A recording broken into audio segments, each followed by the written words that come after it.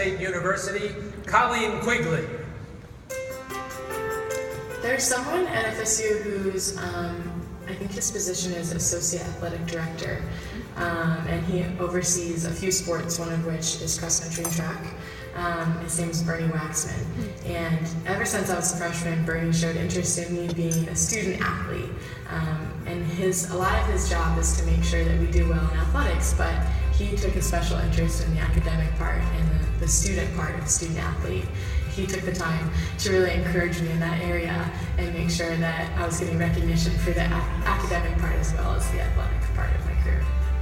Running can be very individualized sport because you're out there in the race by yourself and really your finish is your control.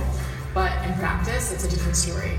And to practice by yourself every day would get pretty boring, and it's really difficult to push yourself in workouts without teammates. So that's really an important part of being a runner, is having people to push you.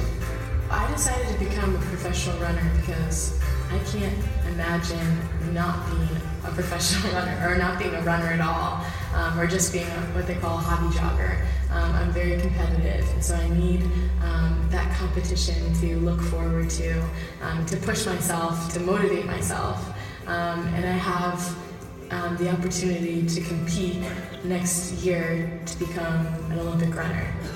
The best thing about being on the team at Florida State was having a community of girls that were my best friends. I didn't join a sorority, so I didn't have that group of friends. So the team, they were my sorority sisters. We hung out every single day.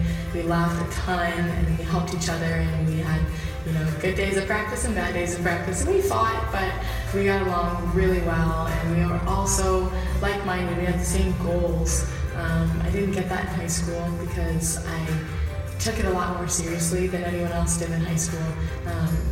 My high school team wasn't that successful. I was definitely the best one on the team for a few years, and I took it a lot more seriously. So to find this group of girls that all loved it as much as I did, and worked at it as hard as I did, and sacrificed all the things that I sacrificed, that made a really special community, and that was my team. Please welcome from Florida State University, Stanley Wilcox, Director of Athletics, and Colleen Quigley.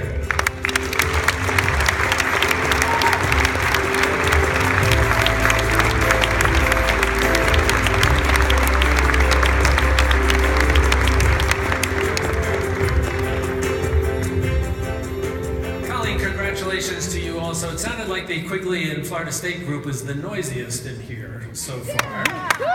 What a surprise.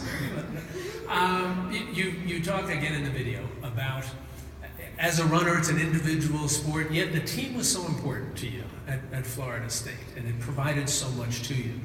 You're moving into a different world now, athletically, in the world of a professional athlete. How will that be different for you? Yeah, I think Lucy also touched on it, that track and field tends to be kind of an individualized sport. But for me, the team was a huge deal. It's really the reason why I chose to go to Florida State University.